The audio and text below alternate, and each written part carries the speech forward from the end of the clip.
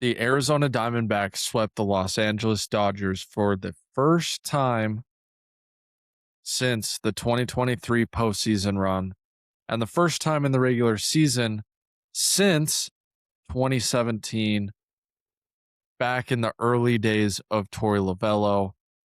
It was great to see this team show up in a big way in Los Angeles after splitting a series against the Padres that really felt like they needed to get three or four of those or all four of those games. It was an absolute gut punch. It's announced that Zach Gallen's going on to the IL. Um, Haven Smith was finally DFA'd. He just was never able to turn around his hitting. The Diamondbacks just took off. They took off in Los Angeles. On Friday, they won 9-2. On Saturday, they won 9-3. And then on Sunday, they won 5-3. So, first thing we have to focus on is the Diamondbacks hitting. And it was Tim Tawa who absolutely carried this offense over the three games against Los Angeles. He was 7 for 13, which is a 538 batting average, had 2 home runs, 7 RBIs, and a stolen base, and played really good defense at first base. He was incredible. And what doesn't get included in that is that he also hit a 400 something foot hard hit fly ball to deep center field that Andy Pies was unable to catch, that resulted in an error, but I believe knocked in at least one run yesterday in the Sunday match. So just he was doing everything with his bat in Thursday's game. Before the big home run, he had a fly ball, his first at bat, that took the right fielder all the way back to the warning track. And so Tim Tawa was just hitting the ball extremely hard in Dodgers ballpark. It was very reminiscent of a previous Diamondbacks first baseman that dominated in Los Angeles. Big right-handed hitting first baseman, guy by the name of Christian Walker. You might have heard of him. He, Tim Tawa literally just stepped into the shoes of Christian Walker against the Dodgers and went ballistic, ballistic. And the Diamondbacks need production at first base.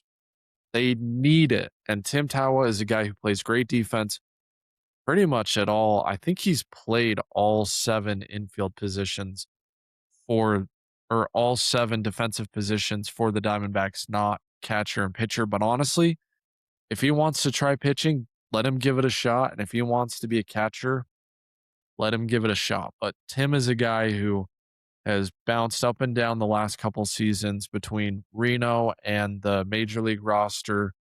He started his major league career blistering hot as well, had over 1,000 OPS for the first few weeks of his career. But since then, teams have figured out that he just struggles with breaking balls, and he hasn't been able to hit consistently at the major league level. Recently, they sent him back down to Reno for a month, and he was just absolutely crushing the baseball. And it's good to see that he came up to the major league level and just continued to crush baseballs. If he can be the everyday or close to everyday answer at first base for the Diamondbacks, that is going to be a huge, huge boost to their playoff chances and their ability to make a run in the second half of the season. And hopefully, and unfortunately for Tim Tawa, uh, his run is interrupted by the All-Star break. If you're Tim Tawa, you just want to keep playing baseball every day until your luck runs out, and hopefully he can just pick up right where he left off and continue to hammer the baseball when the season resumes on, I believe it's Friday, maybe it might be Saturday, but on Friday when the season resumes, hopefully what Tim Tawa can continue to go out there and crush the baseball at the bottom of the order. And and speaking of the bottom of the order, it was also the bottom of the order that carried this Diamondbacks team to victory in all 3 games. In this series, and this is shocking, Marte Perdomo and Corbin Carroll combined for 2 hits between the top 3 hitters in the Diamondbacks lineup, although we should say that Gabriel Moreno is and has been the Diamondbacks' best hitter for almost a month and a half, really. But the top 3 guys in the lineup combined for 2 hits. Carroll is going on, he's like 4 for 45 or 4 for 40 something in his last 45 at bats. He's really, really plummeted. And we're seeing kind of the same book that was used on him a couple years ago in 2024. Guys are throwing the high fastball and he's swinging at it, he's swinging through it, or he's popping it up. And he just hasn't been able to fight off and get enough hits against that pitch. And so teams are just going to keep throwing it until he proves that he can hit it. So hopefully this break and going to the All-Star game can help Corbin kind of reset, get back to being the player he was for the first 3 months of the season in March, April, and May. And then he can just kind of put June, and the first part of July in the rearview mirror and get going back to being 900 OPS Corbin Carroll. Yeah, hopefully he can turn it around. But the story from this series and what should give us as Diamondbacks fans hope for the second half of the season is that the bottom half of the lineup finally started to figure it out. We saw Nolan Arenado come in and have a really good series.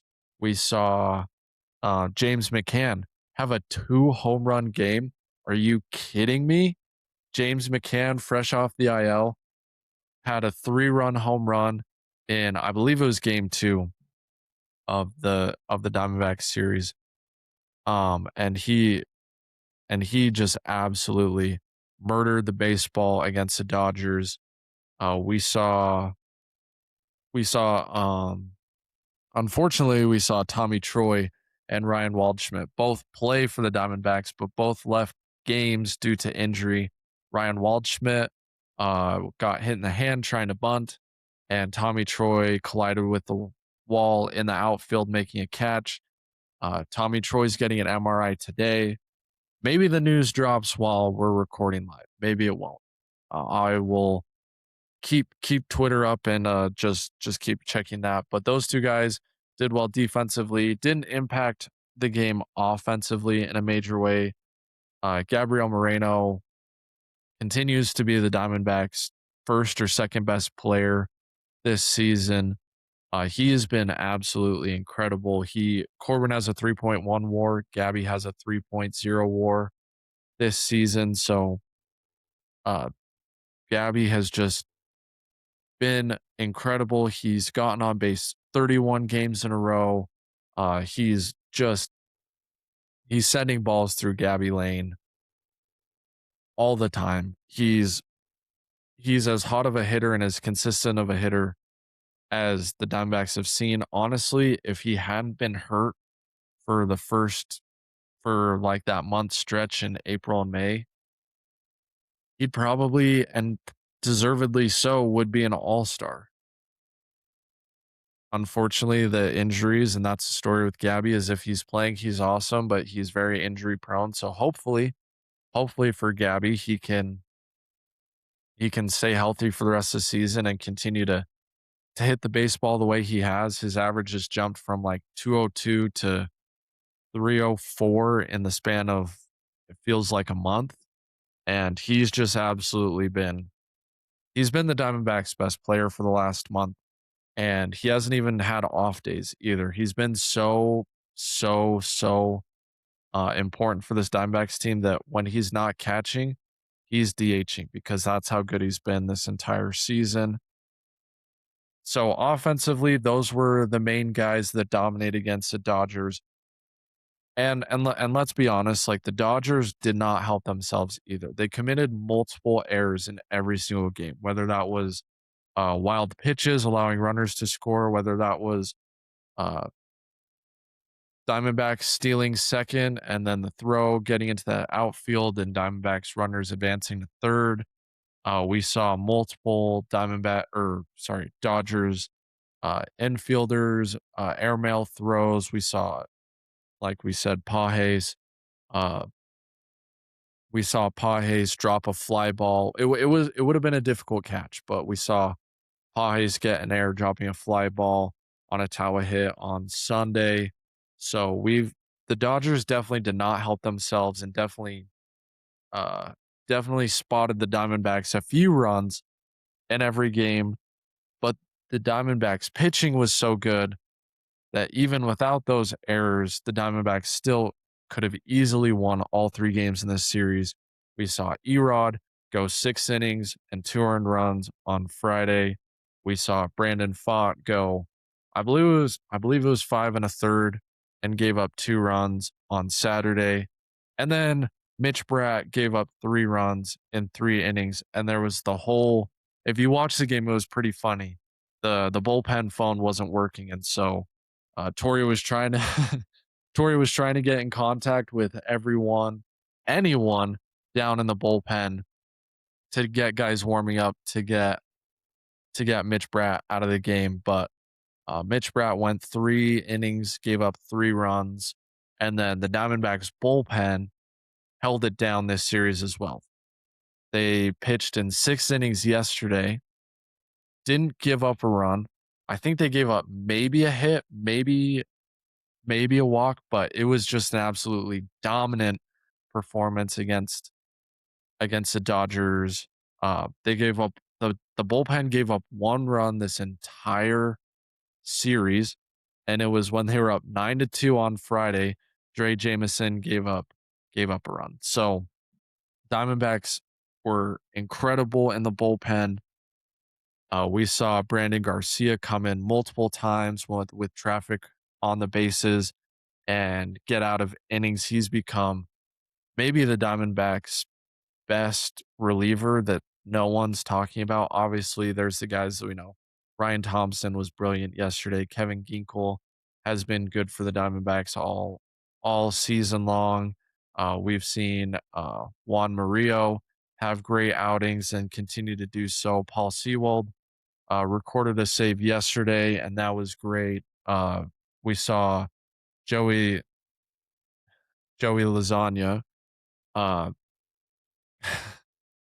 have a incredible strikeout against Shohei Ohtani yesterday. Um, Ohtani did have 2 runs this series. It wasn't like the Diamondbacks got a bad Ohtani, although he did not pitch on Friday because of some knee soreness that's going to keep him out of the All-Star game. But Ohtani hit 2 home runs. I believe he had 2 doubles as well in the series. So uh, the Diamondbacks did not get a bad Shohei Ohtani series. That's not the reason why they won this series. They were just better against everyone else besides Ohtani, which was really impressive. And let's get into Brandon Pfaadt more. So Brandon Pfaadt has pitched through 5 innings in every single start since coming back from Reno. He's still on a pitch count. I don't think he's made it to 80 pitches yet. He probably would have yesterday if the wheels hadn't started to come off in that top of the 6th inning, or excuse me, bottom of the 6th inning, where he allowed two runs to score. But or that wasn't yesterday, that was Saturday. Excuse me. On Saturday, he probably would have gotten to 80 pitches had the Dodgers not started to hit him pretty hard in that 6th inning. So, but since coming back, he's only allowed 2 runs in over 15 innings pitched. He's been lights out. He's been throwing strikes and hasn't been throwing balls. Yesterday or Saturday's game, he threw 77 pitches, and I believe 52 of them were strikes. Same thing. In his recent outing against the Padres, where he threw 70 something pitches and threw 50 strikes. He looks like the revamped 2024 version of himself, who was the Diamondbacks' best pitcher in 2024 for most of the season. We always forget that how bad the starting pitching was. Brandon Pfaadt was the only guy that season that managed to get through 6, 7 innings and give that bullpen a break. That bullpen was uh so used up. And then Brandon Pfaadt was the guy every fifth day. He was going 6, 7 innings and giving the bullpen a break in 2024. 2025 was a struggle for him. 26 was a struggle for him until recently, but he's been absolutely dominant. It appears the mechanical changes he's made, uh, going away from the over the head pitch to just bringing the ball right up to his chest, has really helped him. He's been able to find better movement on his pitches as well. The curveball is looking better. His sweeper hasn't gotten to that 2023 level of side to side movement, but it does look good. His cutter's very effective. He's locating his fastball, which has been really good. Nothing over the middle of the plate, which has been really positive sign to see.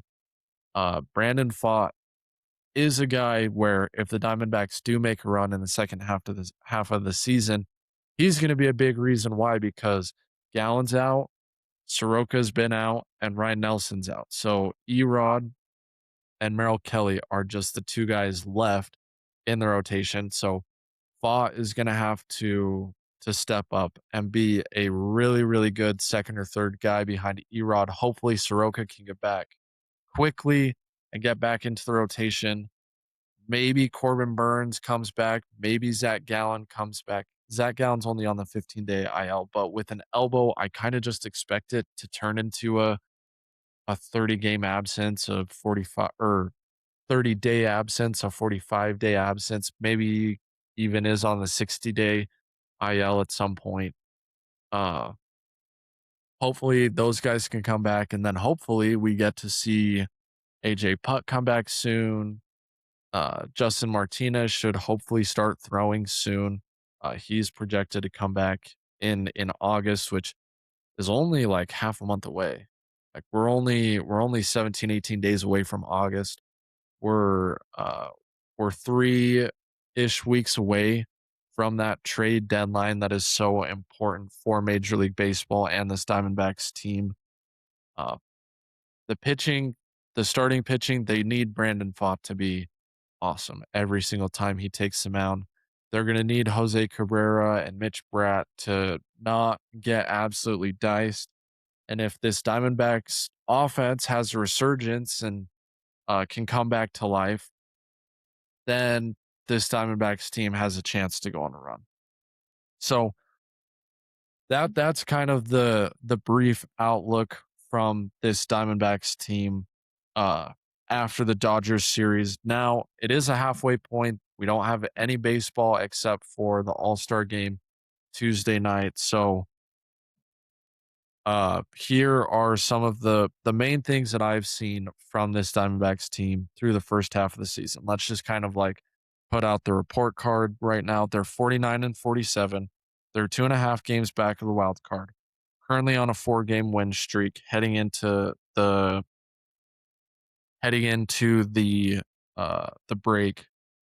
They're a bottom 5 offense in just about every category, and no star on this team has been consistent the entire season. We've seen Ketel Marte really struggle at the beginning of the season. We saw Gabriel Moreno struggle at the beginning of the season, and we saw Geraldo Perdomo struggle at the beginning of the season.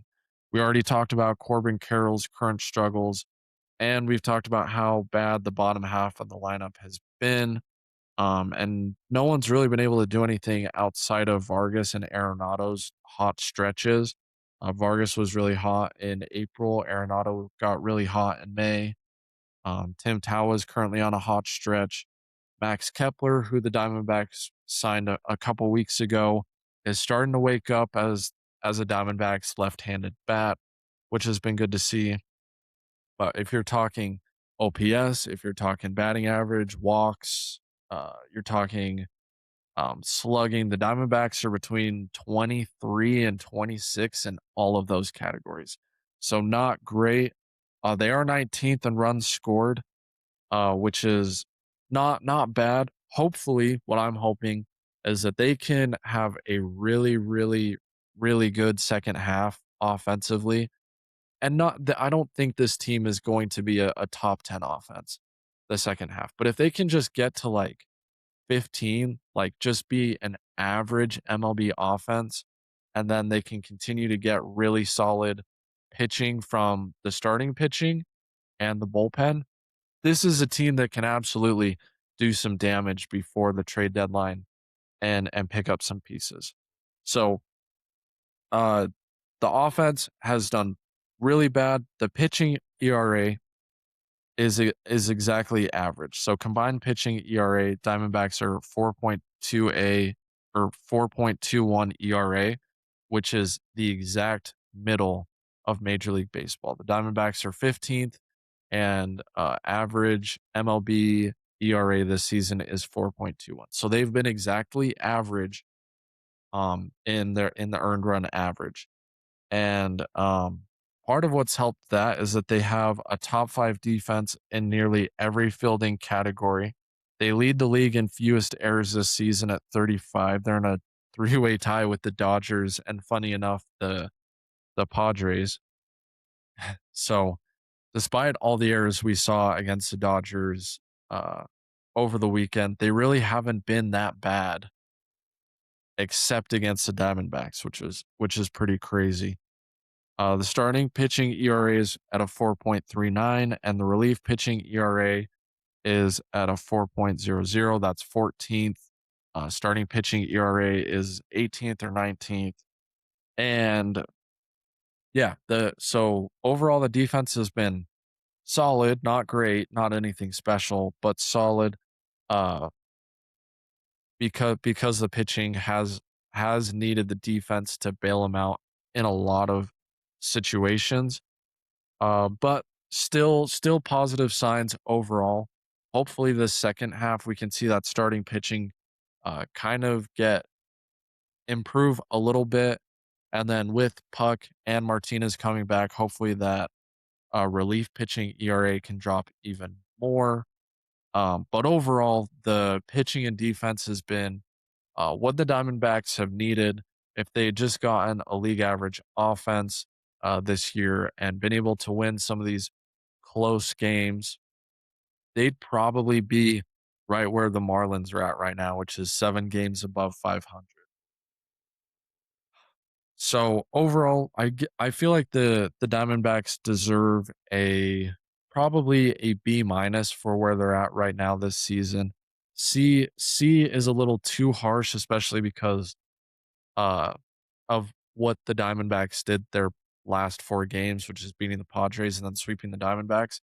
If they hadn't swept the Dodgers, they would definitely be a it would definitely be like a C kind of season. And injuries come into play with every single team, but the Diamondbacks have gotten an unfortunate stroke of injury luck in the pitching rotation specifically, and I feel like they could have an even better record if Soroka had stayed healthy. If if Brandon Pfaadt hadn't been so up and down. If Ryan Nelson, who appeared to have kind of figured it out, if he had been able to stay healthy and didn't go to the IL, if Merrill Kelly had uh not been hurt at the beginning of the season, Merrill probably might be in a better spot if he had gotten a full string spring training to figure everything out and kind of hone in on his accuracy. Obviously, Corbin Burns' injury just looms over this franchise as well. Plus, he should be, according to the timetable Burns set at the beginning of the season, he should be pitching right now, but unfortunately, uh, he strained a muscle in his back shoulder area and will not pitch for the Diamondbacks until probably the end of August. If they're in the race, I expect Burns to be back, but if the Diamondbacks come out and and they don't do very well after the All-Star break, which is definitely a possibility, unfortunately, as much as I don't want to admit it. This Diamondbacks team definitely could go south after the All-Star break. And if that's the case and they sell at the deadline, I think Burns probably doesn't pitch this season. Uh, Diamondbacks, what's really hurt the Diamondbacks this season is that they traded away Jake McCarthy and Blaze Alexander, two guys that could have definitely helped out this offense. Both those guys talked about it on every podcast, I think.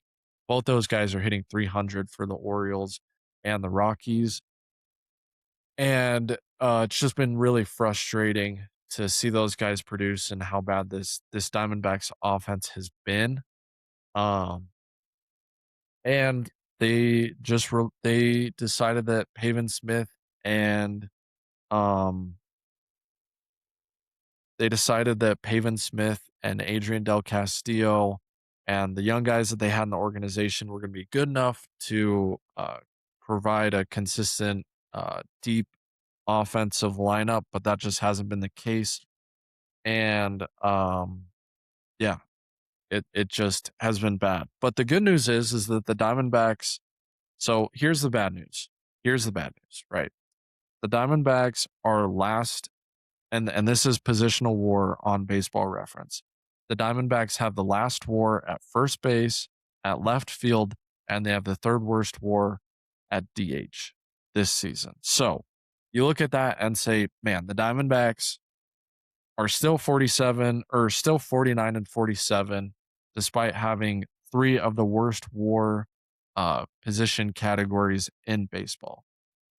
The bad news is that Mike Hazen allowed this to happen and built a roster that didn't have a good first baseman, that didn't have a good left fielder because Lourdes, I don't know if rushing him back from injury or the second injury or what's been happening in left field. Max Kepler definitely hasn't been great offensively or defensively so far for the Diamondbacks since they signed him, and he's been in left field a lot. Like the Diamondbacks need production in left field as well, but they're last in WAR at first base and in left field, and uh, they're also they're third worst in WAR at the DH position. So three really big holes that have been just holding the Diamondbacks back from being a really good baseball team during the first half of the season. That's the bad news. The good news is that there's no question marks about, hey, what do the Diamondbacks need to fix? No, the Diamondbacks know what they need to fix, and it's first base, it's left field, and it's a DH. Now, that's a tall task, but if the Diamondbacks can figure out two of those options, and maybe Tim Tawa is the answer at first base, he's probably gonna have like a 2 week stretch of playing first base every day for the organization to really like say, hey, like if are you the everyday first baseman for the rest of the season? If Tim can go out for 2 weeks and prove that he is, then guess what? You only have to worry about left field and DH, which by the way, if you figure out first base and Tim Tao is playing well, like you can move Tim to left field too. Like he's a very good outfielder as well. And hopefully a guy like Tommy Troy uh, or Ryan Waldschmidt can do really well too. And that's another position that has held the Cardinals back too as center fielder. They just haven't been able to figure that out. Oh, I just remembered Jordan Lawler. If he's able to come back at some point, that's a good center field, left field option as well. So yeah, Jordan Lawler, one of the best Diamondbacks hitters when he's been in the lineup this season. If he can come back and stay healthy, that's another guy who can boost this offense as well. I mean, he played shortstop and second and third base. So is he a guy that's I don't know if he has any experience at first base, but could Jordan Lawler or Tim Tawa take over everyday first base? That's a possibility. I expect both of those guys to play a lot over the rest of the season, especially with the way that Tim Tawa was smoking baseballs in Reno. I think he's probably been the best hitter in Reno this season, and so it makes sense to just keep him up. And even if he only, I mean, he had such a bad start to the season that I think his OPS is only like in the 500s right now. But if he can get that to like 700 by the end of the season, that would be really, really big for this Diamondbacks ball club. So yeah, the good news is that uh, the Diamondbacks know where they need to know what they need to fix, and it's first base, left field, and DH. And with Jordan Lawler coming back, he can fill at least one or two of those voids.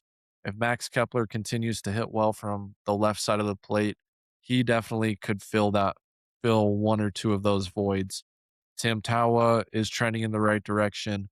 Maybe there's another guy in Reno that's trending in the right direction as well. But there's also guys on the trade market that the Diamondbacks could easily go out and get. Hopefully, Luis Ariz is on the market and not too high of a price to pay. But if the Diamondbacks could bring him in, left-handed bat, can play in the infield, has been extremely good defensively at second base. Like that's a guy that could come in and take the Diamondbacks from a maybe they make it to the wild card, maybe they don't, to a team that can really do some damage and get into, be a top wild card team potentially at the very end of the season, even though they have a lot of ground to make up. Hey, you made it to the end of the video. Thank you so much for watching. If you want to watch the full podcast version, there's a playlist right here that you can click on.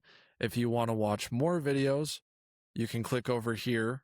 And please remember to always, always, always like the video, comment on the video, subscribe if you haven't already. Follow us on Instagram, Twitter, Facebook, TikTok. We're all there all the time. So please follow us. Please continue to support the AZ Sports Podcast. And I will see you on the next episode.